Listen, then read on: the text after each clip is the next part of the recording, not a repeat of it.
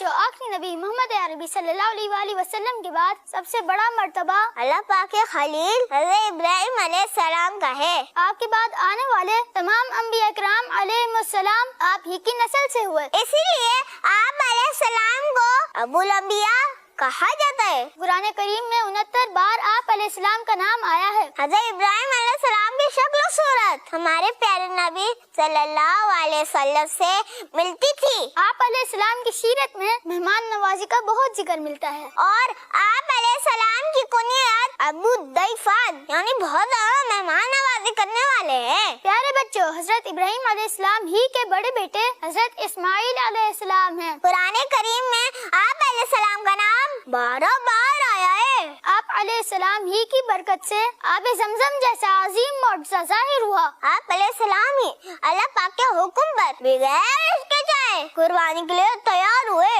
اسی لیے تو آپ علیہ السلام کو ذبیح اللہ کہا جاتا ہے۔ آپ علیہ السلام کے ساتھ مل کر ہی حضرت ابراہیم علیہ السلام نے خانہ کعبہ کی تعمیر کی، اور آپ علیہ السلام ہی کی نسل پاک سے اللہ پاک کے آخری نبی محمد عربی صلی اللہ علیہ وآلہ وسلم پیدا ہوئے۔ پیارے امیر اہل سنت یہ ارشاد فرمائیے کہ حضرت ابراہیم علیہ السلام کے بیٹوں میں سے حضرت اسماعیل علیہ السلام کا ہی ذکر زیادہ کیوں ہوتا ہے؟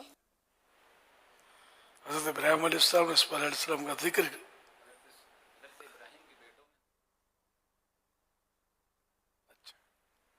ماشاءاللہ بڑا پیارا انداز بچوں کا سمجھانے کا، اور کئی باتیں تو یہ سمجھا چکے۔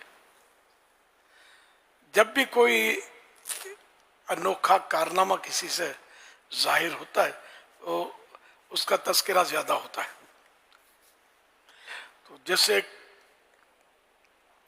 کہ امام علی مقام، امام حسین رضی اللہ عنہ کے علاوہ بھی صحابہ کرام ہیں، لیکن ان کا ایک انوکھا کارنامہ ایسا ظاہر ہوا کربلا میں کہ جو رہتی دنیا تک ایک مثال بن گیا اور لوگوں کے دلوں پہ نقش ہو گیا، تو یوں تذکرہ ان کا بڑھ گیا۔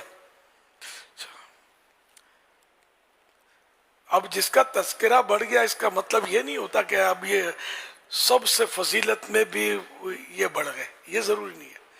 اب فضیلت میں تو ذرا صحابہ کرام کے مقابلے میں انبیاء کرام علیہ السلام ہی بڑے ہیں۔ بے شمار انبیاء علیہ السلام ایسے جن کا نام کوئی بھی نہیں جانتا ہم میں سے، یقیناً گنتی کے انبیاء کرام کا نام قرآن کریم میں آیا، احادیث مبارکہ میں آیا، باقی غالب اغلب کثرت ایسے نبیوں کی جن کا نام نہ قرآن کریم میں صراحت یعنی کھلے لفظوں میں نہ حدیثوں میں۔ فضیلت انہی کی زیادہ ہے نبیوں کی، صحابہ کرام سے۔ تاہم یہ کہ یاد رہنا، جس حضرت اسماعیل علیہ السلام کا تذکرہ بہت زیادہ ہے، لیکن یہ سب نبیوں سے افضل نہیں ہے۔ سب نبیوں سے افضل ہمارے آقا صلی اللہ علیہ وسلم ہے، اگرچہ ان کا تذکرہ کم نہیں ہے، سمجھانے کی عرض کر رہا ہوں۔ جیسے حضرت موسیٰ علیہ السلام کی بھی فضیلت زیادہ ہے حضرت اسماعیل علیہ السلام سے، حضرت عیسیٰ علیہ السلام کی فضیلت زیادہ ہے۔ اولو العزم پیغمبر جو ہیں 5، تو ان کے فضائل جو ہے حضرت اسماعیل علیہ السلام سے زیادہ ہیں، لیکن حضرت اسماعیل علیہ السلام کا کارنامہ بڑا زبردست ہے کہ ایک تو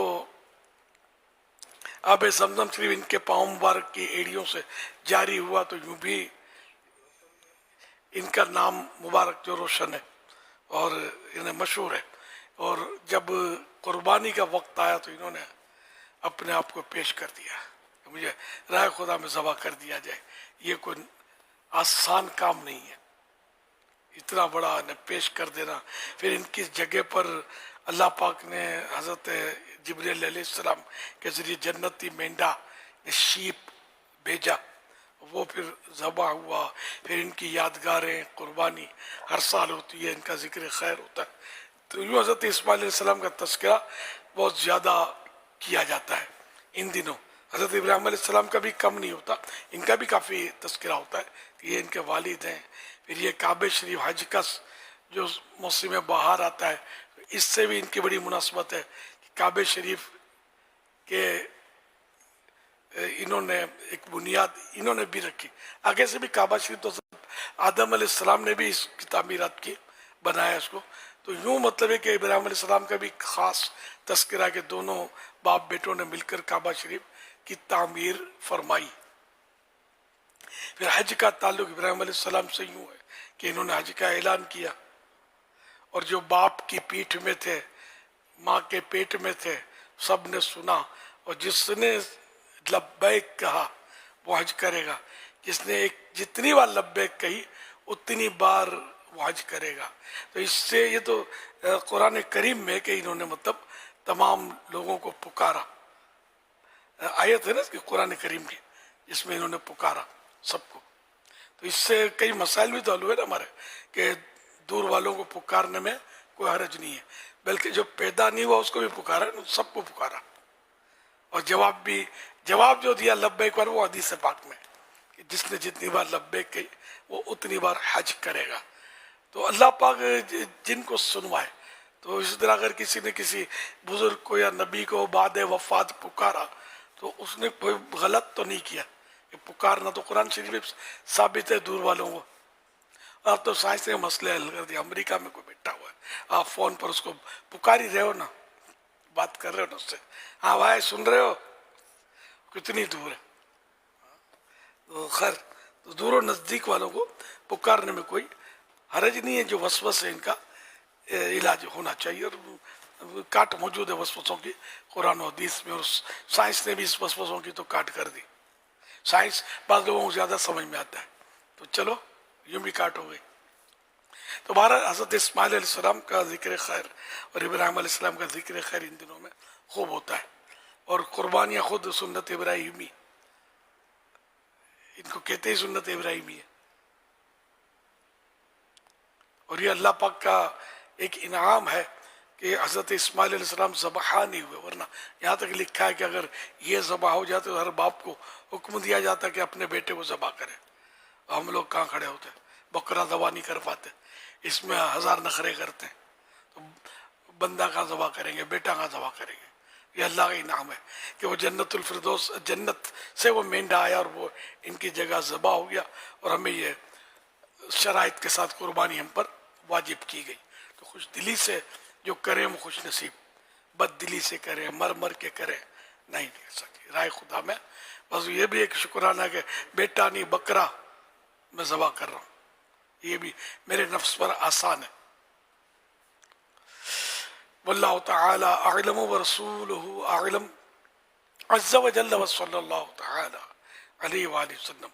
حضرت ابراہیم علیہ السلام نے ندا کی نا قرآن کریم میں جو آیت ہے تمام چیزیں. حضرت ابراہیم علیہ السلام نے اللہ پاک کی بارگاہ میں عرض کی تھی کہ تم مردوں کو کیسے زندہ کرے گا تو مجھے دکھا. تو اللہ پاک نے فرمایا کہ کیا تم یقین نہیں رکھتے، ایمان نہیں رکھتے؟ انہوں نے کہا کیوں نہیں، بس دل کا اطمینان چاہتا ہوں. تو اللہ پاک نے ارشاد فرمایا کہ 4 پرندے لے لو اور ان کو فصرہن الیک، ان کو اپنے سے ہلا لو. ثم اجعل علی کل جبل منہن جزءا ثم ادعہن یأتینک سعیا، اور پھر اس کے بعد ان کے ٹکڑے کر کے، ان کو ذبح کر کے ہر پہاڑ پر ان کا حصہ رکھ دو، اور پھر ان کو پکارو تو یہ تمہاری طرف دوڑتے ہوئے آئیں گے. یہ بھی واقعہ پکارنے گا. اور وہ جو حاجیوں کو پکارا تھا حج کے لیے، وہ یہ ہے کہ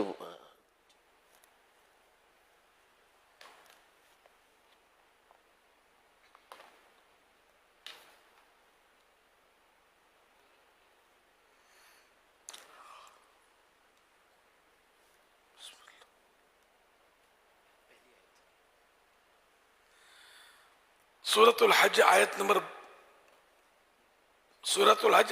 27-28. وَأَذِّن فِي النَّاسِ بِالْحَجِّ يَأْتُوكَ رِجَالًا وَعَلَى كُلِّ ضَامِرٍ يَأْتِينَ مِنْ كُلِّ فَجٍّ عَمِيقٍ. یہ آیت نمبر 27 ہے سورۃ الحج کی.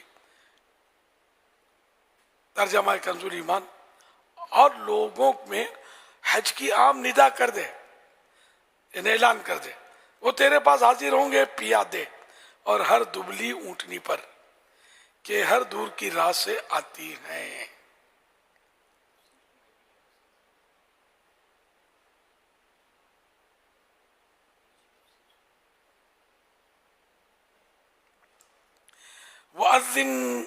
وَأَذِّن فِي النَّاسِ بِالْحَجِّ، اور لوگوں میں حج کا عام اعلان کر دو.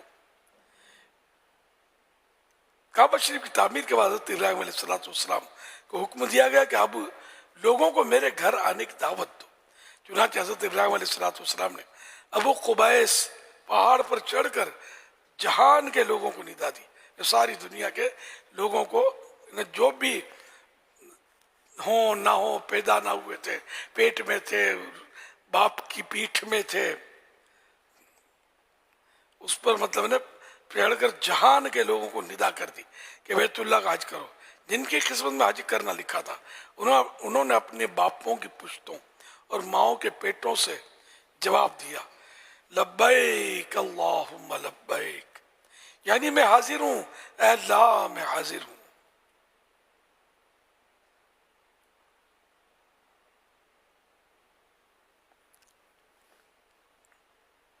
حضرت حسن رضی اللہ عنہ کا قول ہے کہ اس آیت اذن میں رسول کریم صلی اللہ علیہ وسلم کو خطاب ہے.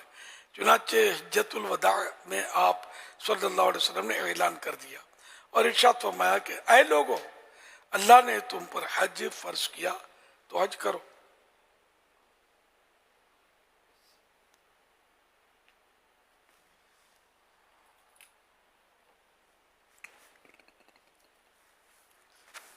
صلو علی الحبیب صلی اللہ علیہ محمد. یہ آیت مبارکہ اس کے موقع پر شامل کر لیجیے گا انشاءاللہ الکریم.